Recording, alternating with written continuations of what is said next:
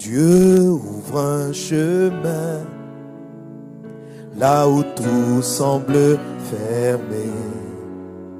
Il le pourvoit dans le secret. Il ouvre un chemin pour toi. Il sera ton guide en marchant tout près de toi. Avec amour, force et sagesse. Comment savoir si Dieu n'est pas dedans? Tu as besoin de ça, non? Hein? Comment savoir si Dieu n'est pas dedans? Que ce soit mariage, ministère, projet, voyage, je ne sais pas la chose. Hein? Comment savoir si Dieu n'est pas dedans? C'est avec les expériences que vous saurez si Dieu est dedans ou pas. Alléluia. Qu'est-ce que je mets dans les expériences? Malgré tous les efforts que tu mets, ça n'a jamais marché. Maintenant tu dis que tu es l'enfant de Dieu. Est-ce que Dieu est dedans? Tu es là? J'ai dit, comment savoir si Dieu n'est pas dedans? Beaucoup d'entre vous ici, si vous êtes en train de faire des choses et que Dieu n'est pas dedans, vous ne le consentez pas. Regardez l'expérience que tu as faite dans la chose.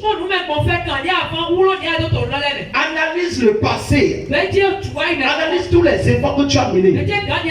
Les efforts spirituels. Les efforts financiers. Les partenaires que tu as cherchés. Tu as investi des millions dedans. Tu as jeûné. Tu as prié. Tu as bâti le tête pour Dieu. Tu as donné des sacrifices. Mais la chose n'a jamais marché. Mais ton Dieu, lui, est où? Il n'est pas dedans. Alors, dis-toi.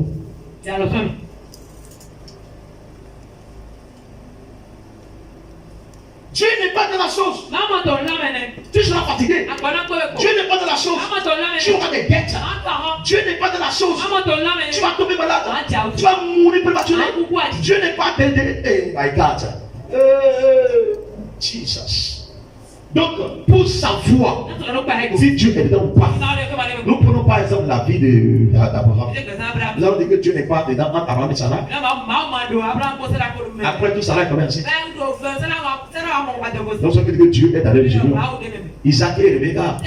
Après tout, Rebecca est dans le donc Dieu est dedans. Alléluia. Malgré tous les efforts que tu as menés là, la chose n'est aboutie à rien. C'est parce que Dieu n'est pas dedans. Cette chose-là dépose là. Et laisse ça. Sinon, c'est ça qui va t'emprisonner. C'est ça qui va te tuer. C'est ça qui va salir ton nom. C'est ça qui va te dire, Jésus. Ça va te traîner partout. Partout. Jésus a sauvé ce bon Dieu. Il a ressuscité au troisième jour. Si Jésus ne s'était pas ressuscité, donc Dieu n'était pas dans le combat de la vie. Dieu ouvre un chemin là où tout semble fermé. Il le pourvoit dans le secret. Maintenant, comment savoir si Dieu est dedans? Si Dieu est dedans, si Dieu est dans ce que tu fais, comment savoir si Dieu est dedans? Comment savoir si Dieu est dans ton projet? Comment savoir si Dieu est dans votre cheminement, toi avec ton gars, ta go? Comment savoir si Dieu est dans le projet de voyage là? Comment savoir si Dieu veut que tu bâtis la société là où tu veux la bâtir? Amen. Alors pour savoir si Dieu est dedans, embarquez-vous des choses qui vous dépassent. Pour voir si ça va marcher. Vous êtes là? Je le dis encore. Si Dieu est dans ta vie, comment tu seras si Dieu est dans ta vie? De deux. Si tu veux commencer un marché, un marché, ou bien n'importe quelle chose que tu veux faire, comment peux-tu savoir si Dieu est dedans? Pour savoir si Dieu est dedans, embarque-toi majoritairement, c'est-à-dire, il faut instaurer une charge lourde dont tu n'as pas son argent ou dont tu n'as pas sa connaissance là. Il faut l'instaurer dedans. Quand tu vas l'instaurer dedans et que ça va marcher, sache que Dieu est dedans. Mais si tu l'instaures dedans et que ça ne marche pas, Dieu n'est pas dedans.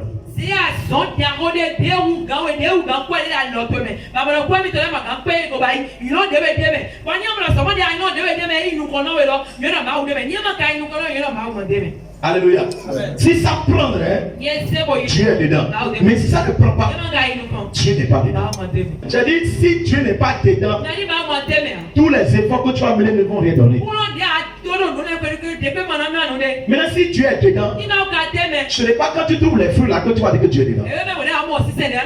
Engage-toi dans une tâche qui te dépasse. Ce que tu attends que Dieu va faire pour toi, Dieu ne le fera jamais. Parce que Dieu ne connaît pas si tu es charnel ou si tu es spirituel. Dieu ne connaît pas. Donc est-ce que tu peux acheter une voiture? Oui. Hein? Mais tu peux acheter. Pour connaître si Dieu est dans le projet. C'est quel projet? Est-ce que c'est le projet d'usine de la couture? Okay. Alors si vous ne cherchez pas à savoir si Dieu est dedans, et vous ne faites pas, vous commencez pas à faire la chose comme ça, vous serez en train d'échouer. Alors que celui qui échoue beaucoup, il est découragé. Et celui qui est découragé perd la paix. Si ça ne marche pas, on perd la paix. Mais quand ça marche, on est dans la joie. Alléluia. Donne-moi amen. Donc, vous devez chercher à savoir si tu es dedans. Si tu n'es pas dedans, le projet que toi-même as mis en place, le projet va te faire fatiguer. Nous réglons des choses aux gens que Dieu ne veut pas régler. Vous êtes là. Des fois, nous soutenons certaines personnes que Dieu ne veut pas soutenir. Nous prions pour certaines personnes que Dieu ne veut pas que nous prions. Je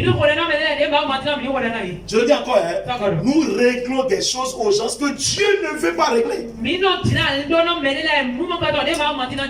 Si c'est Dieu qui veut régler la chose, après quand la chose a été réglée, est-ce que ce dernier va être grave? Mais répondez-moi s'il vous plaît, non? Hein? Si c'est Dieu qui veut régler ça, c'est une question. Et vous allez me dire, hein, que amen. J'ai déjà prié pour quoi? Pour dire l'épreuve, c'est un seul qui est arrivé. Donc ce qui veut dire que Dieu n'est pas dedans. Écoutez-moi très bien. Comprenez très bien la contexte dans laquelle je viens de parler. Je dis, parfois, nous réglons des choses aux gens que Dieu ne veut pas. Dieu ne veut pas régler la chose. Dieu lui ne veut pas régler. Mais nous, c'est nous sommes en point.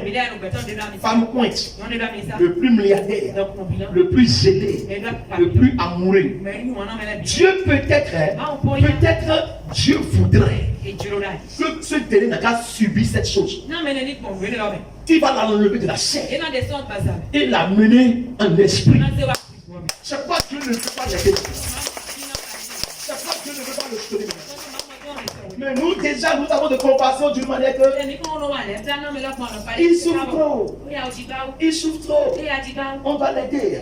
On va faire ci. Et quand vous chantez votre argent, et vous allez la personne.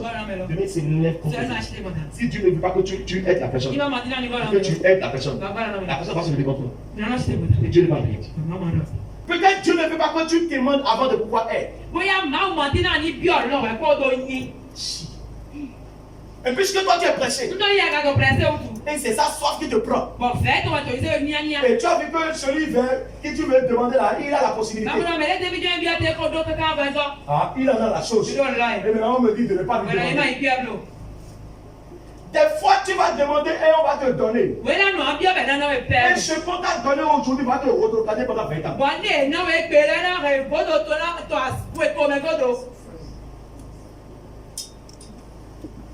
On ne demande pas à tout le monde. On ne demande pas à tout le monde. On ne demande pas à tout le monde. Peut-être nous essayons de délivrer les gens que Dieu ne veut pas délivrer. Jésus sur la terre de Gadara, on l'a retrouvé. Et on lui a dit, hey, monsieur, tu ne veux pas rester ici. Retourne-toi. Et Jésus s'est retourné. C'est nous voulons montrer que nous avons onction. Déjà quand la personne s'est manifestée, il est tombé, nous devons le prendre et le délivrer. Si Dieu n'est pas dans la délivrance, tu vas délivrer la personne, le démon va se lever contre toi. Peut-être Dieu veut que ce dernier endure les choses que nous aussi nous endurons. Mais toi tu ne sais pas. Tu ne sais pas. Et c'est toi qui as l'onction. C'est toi qui es mieux placé dans l'église. Va le délivrer. Attention, nous pouvons faire du mal aux gens en les délivrant de la saison de Dieu.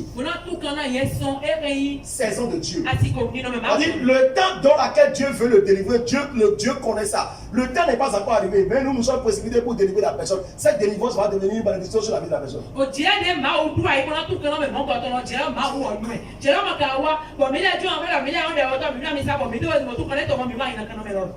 Dieu a déjà programmé sa saison dans laquelle il va délivrer la personne. Maintenant, ce dernier a commencé par flatter le pasteur. Quand lui vient lever tous les jours, il ne va pas tous les jours. Et quand il vient, c'est le même sujet. Si ce n'est pas encore la saison, Dieu veut le délivrer. Et toi, homme de Dieu, tu as commencé par faire la délivrance. Le démon va sortir. Mais il va entrer en toi.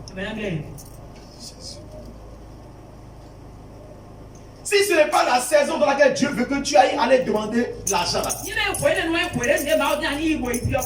et tu es pressé parce que ta boutique est vidée, les gens se moquent de toi. Mais papa, les gens se moquent de moi. Papa, j'ai honte. Mais tu adores Dieu. Il sait très bien que ta boutique est vide. Il sait ça. Maintenant, il y a une saison où lui, il va prendre pour délivrer ta boutique et la remplir des articles. Mais toi, tu as précipité cette saison. Si tu as précipité la saison de Dieu, tout ce que tu vas faire, tu vas le faire dans la chaîne. Et ça va causer des problèmes. Isaac, 20 ans de foyer sans enfant. 20 ans de foyer sans enfant. 20 ans de foyer sans enfant. Ouvre un chemin là où tout semble fermé. Il pour toi dans le secret. Il ouvre un chemin.